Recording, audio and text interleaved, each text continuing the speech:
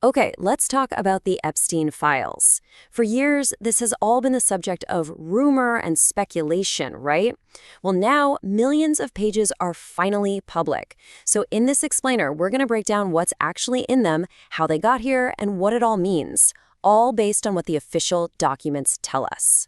So get this. In January 2026, the U.S. Department of Justice dropped over 3 million files from its Epstein investigation. Now, this wasn't the very first release, but it was by far the biggest. I mean, this gives us the most comprehensive look we've ever had into this dark world. And, we're not just talking about paper here. This data dump included over 2,000 videos and more than 180,000 images. When you add it all up, the DOJ has now released something like 6 million pages of material. It's just a mountain of evidence. So, with all this information finally out there, what have we really learned? What do these files actually say?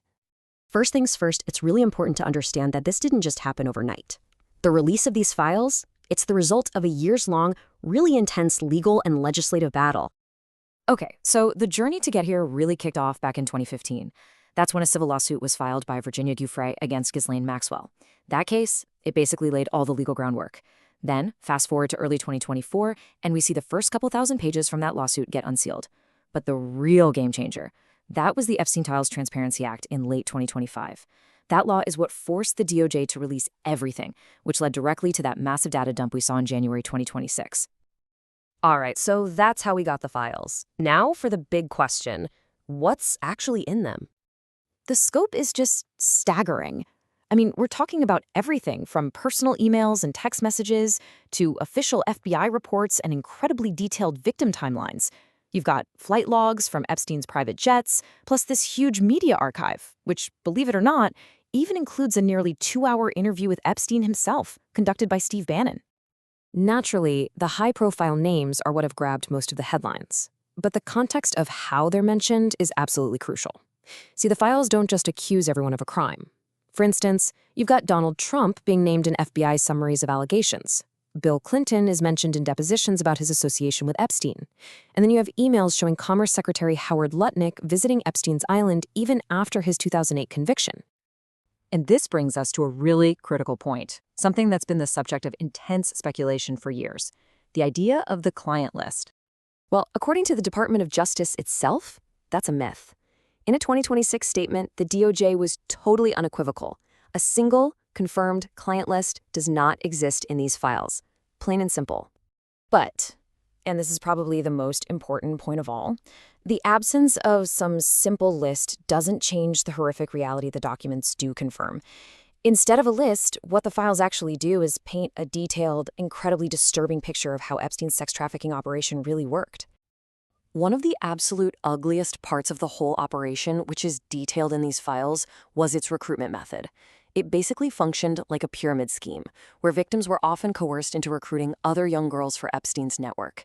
It's just sickening. So, with millions of documents now out in the open, what's been the fallout? Well, as it turns out, this story is far from over. Almost immediately, the release was hit with a catastrophic failure. The stated goal was full transparency while protecting victims. The reality? Improper redactions in some of the documents publicly exposed the names of survivors, the very people this whole process was supposed to shield. It was a complete disaster.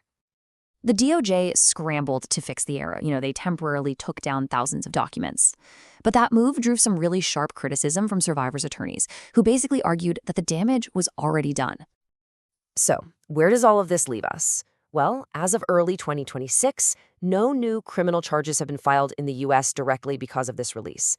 What it has done, though, is spark new police investigations in other countries, like the UK.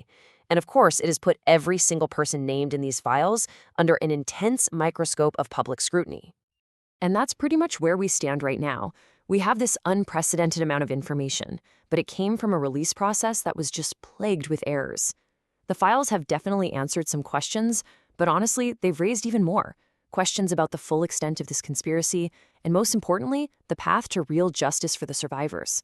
The files are open, but this case, it is far from closed.